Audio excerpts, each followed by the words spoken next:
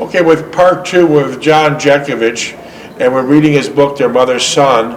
We're in part two section on June 26, 2024, and we're still watching Mr. Jeckovich look at some of the muscle cars that were during his day.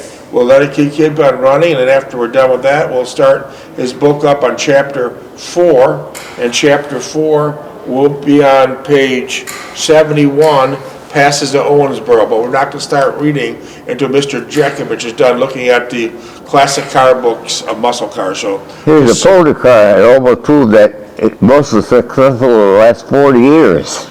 Yeah, the pony car is Mustang. Ford Mustang, and that was a long shot by Ford and John DeLorean. Little decal they got a racing horse. Yeah, and John DeLorean was the one that designed that car. It was a long shot for Ford, and it was probably one of the most successful cars in the history of Ford. Mustang. They're still making Ford now. Zach and Holly, they were here the other day, they both have Mustangs. They're still making them now. Oh, yeah? Yeah. They got Mustangs? Yeah, big horsepower too. When they started them in 1964, you could get an 8-cylinder or a 6-cylinder. 8-cylinder? Yeah, 8-cylinder or 6-cylinder in 64. And it has been the longest, probably one of the longest runs, successful runs, that Ford has ever had. The Ford Mustang.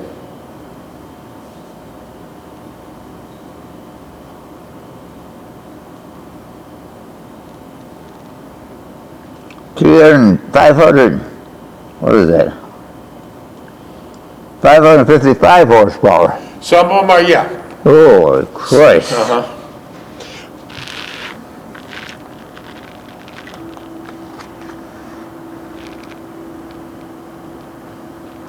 Here's the King Cobra 78. Took 18 seconds from 0 to 60 miles. Yeah. 60 miles. 18 seconds. Yeah. That's a pretty powerful car, huh? Yeah, yeah. Yeah, Ford Mustang was very, very successful, and they built large numbers. I think every time someone blinked at Ford, there was another one built. They built so many per day, it was unbelievable. Uh-huh.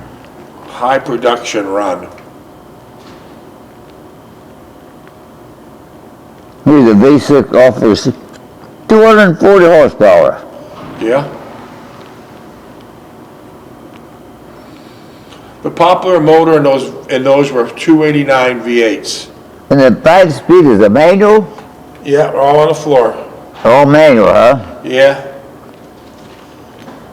But now I don't think you could buy a manual. It's simply on the steering wheel.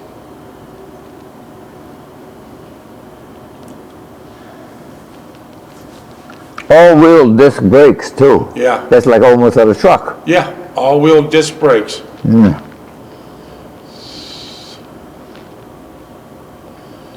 It's interesting, when cars were just being developed 130 some years ago, brakes were optional. Brakes were optional on cars initially built.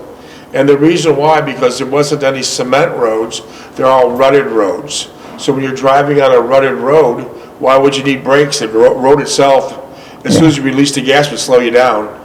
So brakes were optional back then, when they first developed cars. Yeah. Brakes were optional. Oh, boy.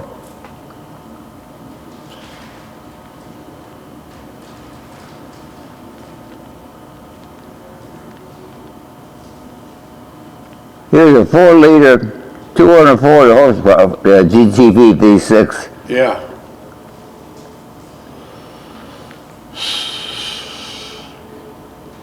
They got a V8. Yeah. Now, here's the Mustang. Yeah. The most common engine in a Mustang was a 5.0. The what? The most common engine for a Mustang was a 5.0 liter. That's the most common one they ever built. It was called naturally aspirated. Naturally aspirated means they're running off of a carburetor. They're not using, or fuel injection, but they're not using any turbos. Oh, That's what Zach wants to get on. This is a turbo. And I said, don't get a turbo. You increase your horsepower greatly, but that car's fast enough. You don't need to increase it with a turbo. He's got a turbo? He wants to buy a turbo, but I'm telling him not to. I'm trying to advise him not to. That car's fast enough.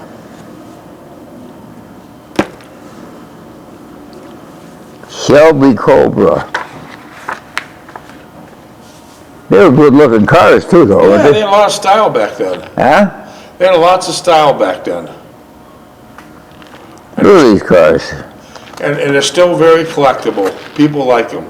Here's a Thunderbird, Ford Thunderbird. What year? He's got 40 years of building them. What year's the Thunderbird? Muscle car. It's always been special. Does it say a year there? They had 50 years of the Ford. Wait a minute, let me see if I find it.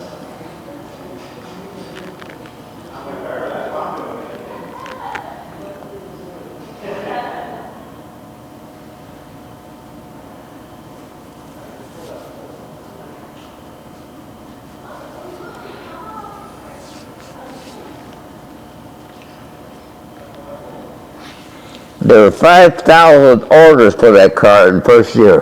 What year? 2002?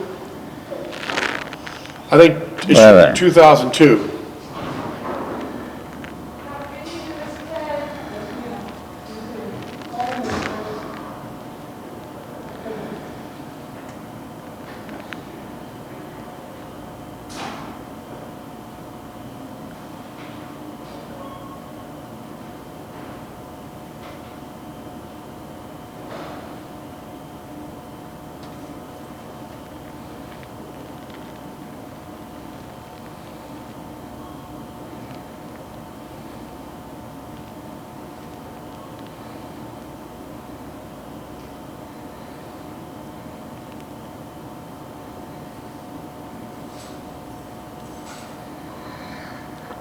Automatic transmission, 212 horsepower, 292 cubic inches. That's the engine, huh?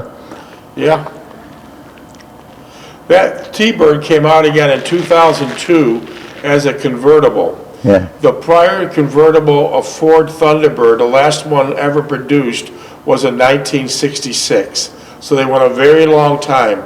2002, they came out with that convertible Ford Thunderbird, and whatever the list price was, the dealers would charge 10 to 20,000 more above list because there's that much That's how demand. popular they are. So those T-Bird convertibles had great numbers. They wanted, so many buyers wanted them, so that's why they were afforded to pay 10 and 15,000 above list.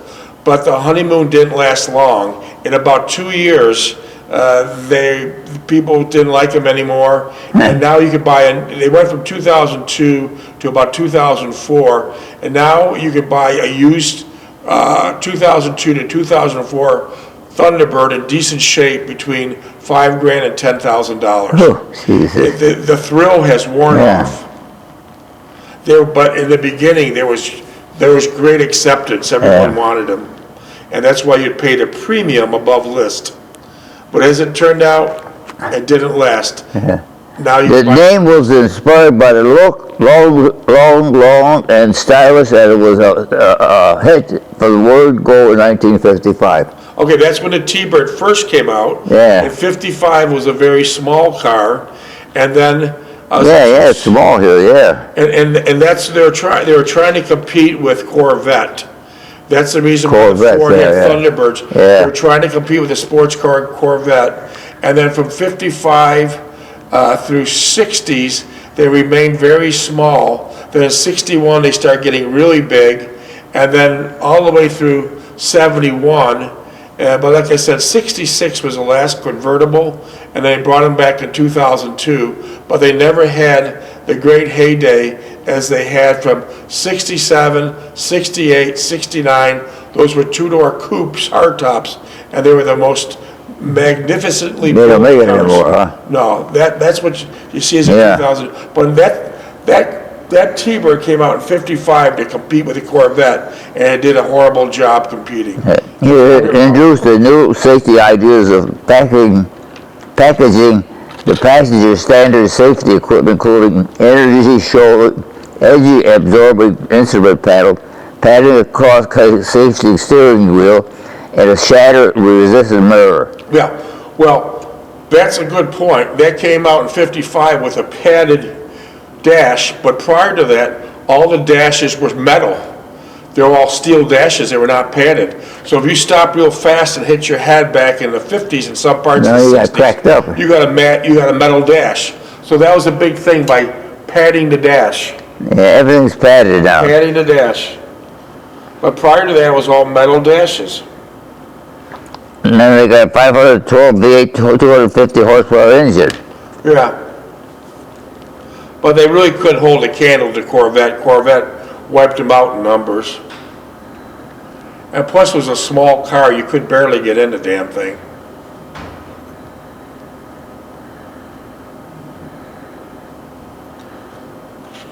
Four-barrel carburetors. Yep.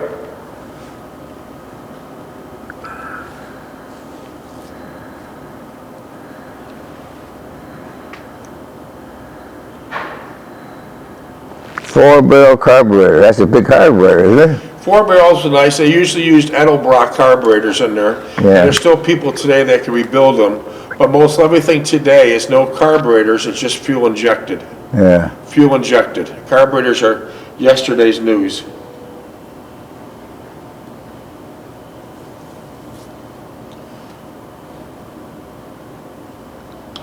.300 cubic V8 engine. 215 horsepower. 390 cubic V8 was the standard in almost all the T-Birds after 1961. Uh-huh. It was a great motor.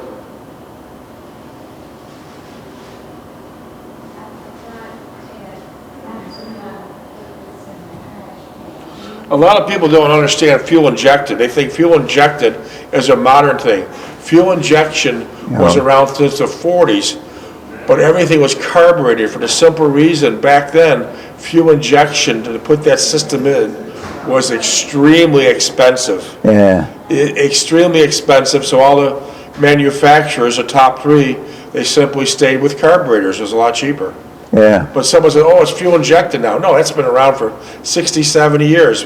But now it's just common practice that every car now is fuel injected because it costs so little to put a fuel injection system in. That's the same thing, huh? They did years ago.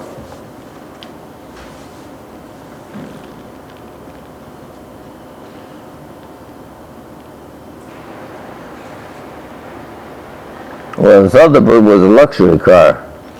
Yeah. Especially 67 through 69, top of the line.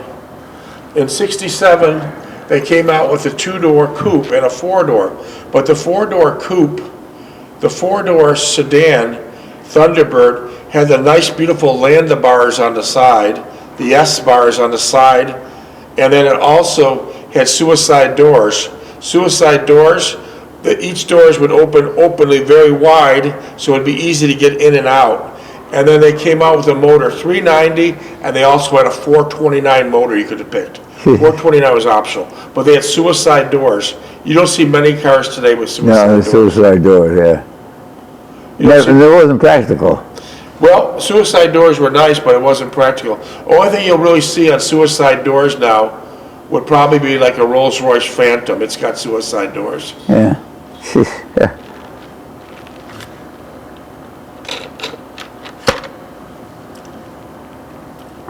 .280 horsepower V8 engine in the 225 Ford market.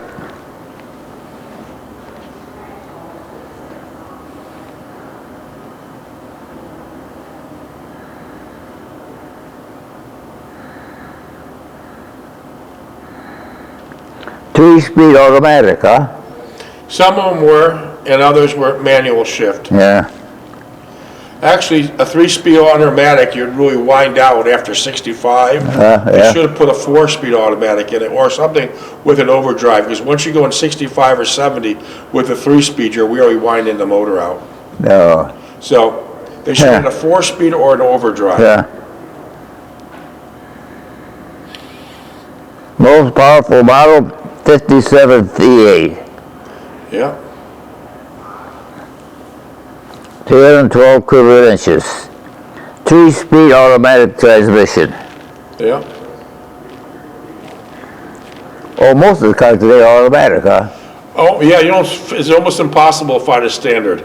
Yeah. Most of them are automatics, and the more expensive of a car, most of them are like 8 to 10 speed automatics. Ooh. 8 to 10 speed, all on a steering wheel control. Yeah, all steering wheel control. Yeah. They're called levers or paddles.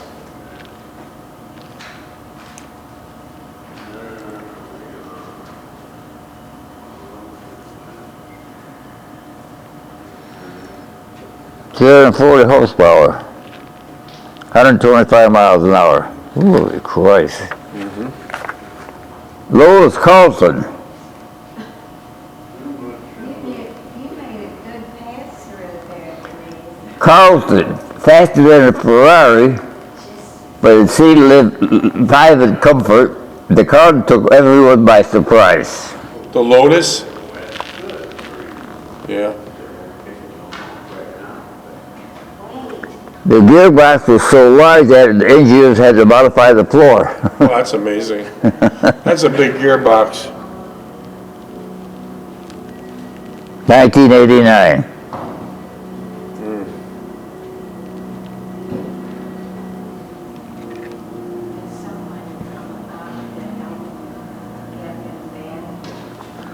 Here's the engine, six-cylinder line twin turbos. Very fast. That's a fast. Even though it's a six-cylinder, twin turbos, that's a very fast vehicle. Boy. The Lotus was very fast. There's not many around. And it's so light.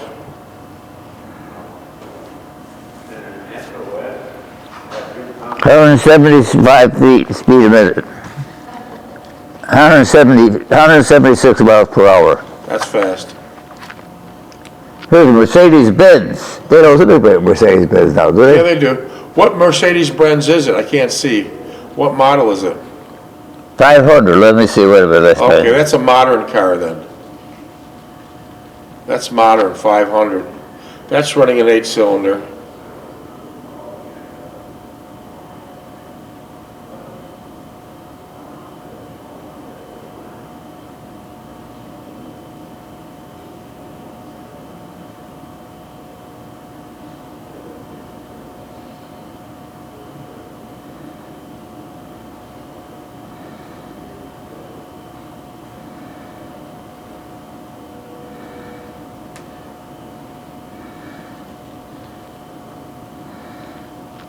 All those cars are made by hand. Well, not so much nowadays, but yesteryears they were. Oh yeah, that was back in Yesteryears.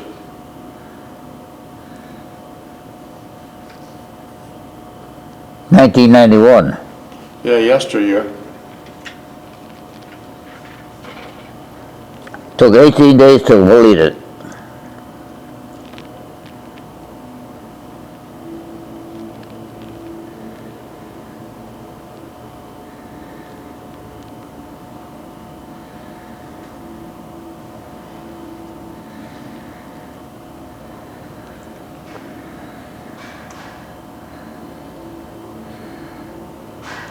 $203 cubic inch engine. That's a big engine, huh?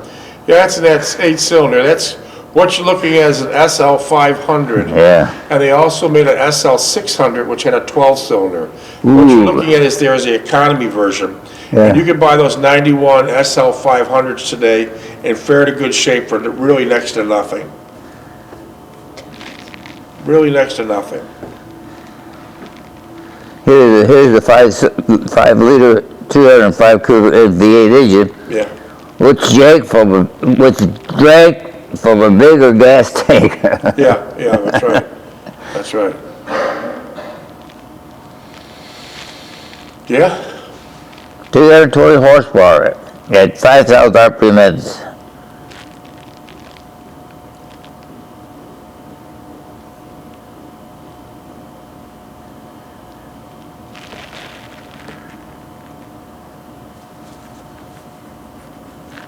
German taxi.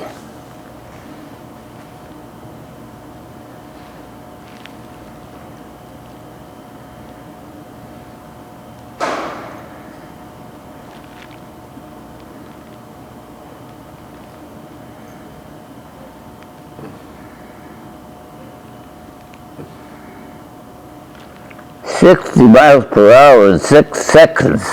Wow, Huh? That's fast, huh? for a taxi, yeah. Yeah.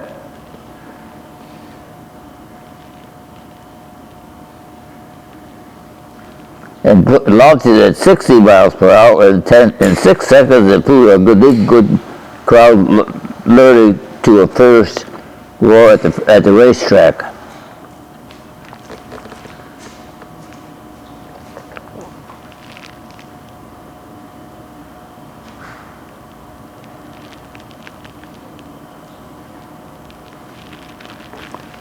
Huh. Well, the Germans are making a lot of these cars. Germans made a lot of cars. Yeah. Here's the Cougar. I remember the Cougar. Yeah, those are nice. Mustang. Mercury Cougar.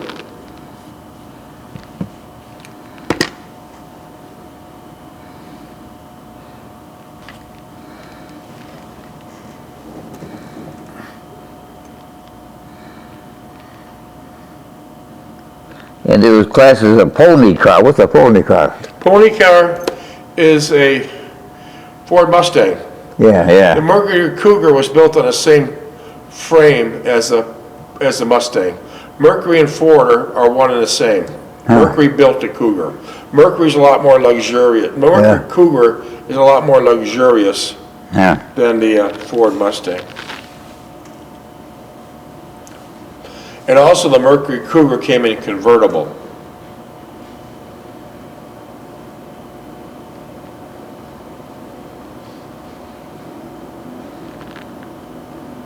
There's a two-door hardtop.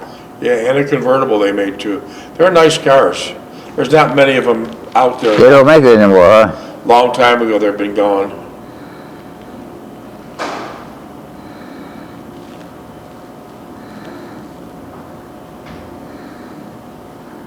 Wood rib steering wheel and bucket seats. Yeah. And then it had a 380 cubic inch, 300 horsepower V8 engine. Yeah, they got up and went. They were good cars. I wouldn't mind having one. Stiffer springs and shocks and power front disc brakes. They didn't have front power disc brakes before, did they? Well, they did in the 60s though. Yeah, they came in, yeah. Special order. It's all an option. The 390 engine had hydraulic valve lifters and a 4-barrel Holly carb. Yeah, they use Holly or Edelbrock. And those carburetors are still very popular today for the people with old cars.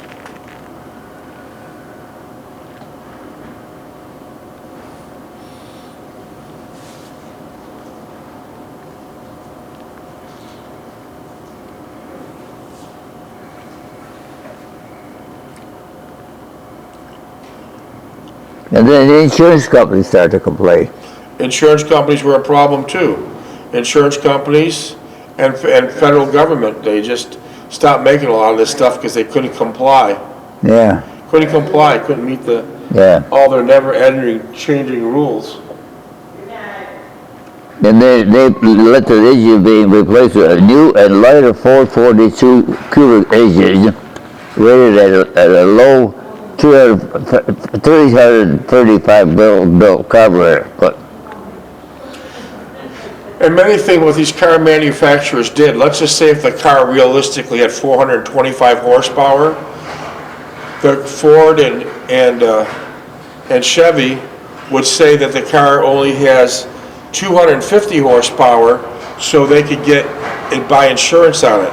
Otherwise, when it's such a high horsepower, they couldn't buy insurance. oh, So the manufacturers always geared down on their paperwork what the horsepower was, but it's really a lot more. I see. Because otherwise they couldn't buy insurance. Yeah, But eventually, insurance companies and the federal government restrictions stopped every muscle car. They were done for 30 years. Now they're coming back. the insurance companies complained let the engine be replaced with a new and lighter Ford 428 cubic inch engine rated at a low 35 miles per minute, but according to the many experts at the time, The actual quick car closer to 390 barrel, 90 horse. Insurance, the manufacturers are just going way down low. They weren't telling anyone that the horsepower was high because the guy couldn't get insurance. Yeah. So they always put in their books it was low, but it was a rocket ship. And insurance companies are complaining. Yeah, because insurance companies don't want to insure a car that fast, Yeah, yeah. and I can't blame them.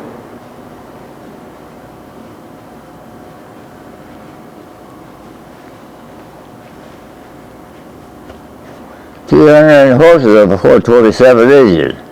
427 engine is a rocket ship. The 428 had a larger piston cylinder stroke than the 427. Yeah, those are both good motors. 427 would be a Chevy, 428 would be a Ford. Yeah. Big difference. But they're good, both good motors. Good looking cars too, huh? Oh yeah, what style. Now, if you go to a parking lot today, you can't tell if it's a Cadillac, a Chevy. Yeah, yeah, they all look alike. Everything looks alike. Cadillac, Lincoln, Ford, Hyundai, Toyota. It all looks alike. Yeah.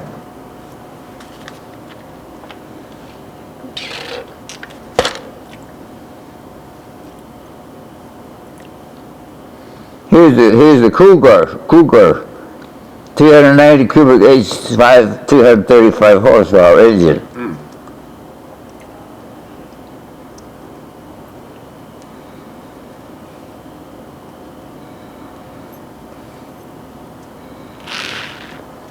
Huh.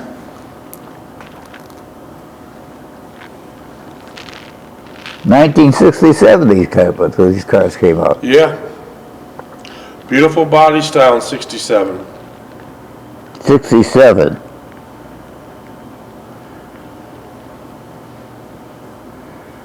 Most powerful car was that the 1970 Eliminator. Yeah. Engine type V8, 427 cubic inch, transmission 3-speed, power 375 horsepower, top speed 127. Yeah. That car is wide though, isn't it? They're a lot wider than they are today. Jesus.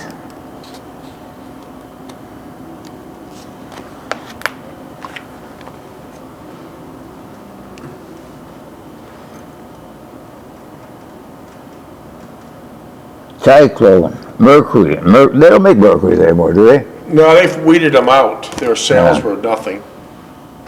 Mercury Cyclone is a highly desirable car today. And that's running a big V8 motor. It was produced in 1964. Yeah, I'd love to have one. Bucket seats, instrument console, chrome trim. I'd love to have one. And chrome wheel trims.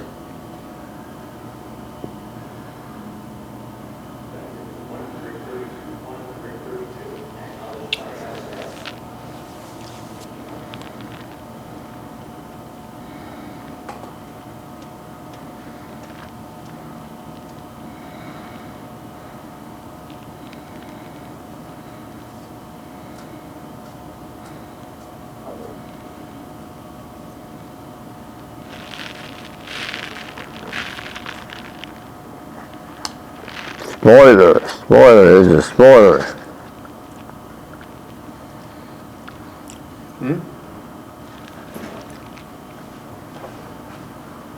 38. Huh? 38 seconds. Then we'll start together. Keep it going.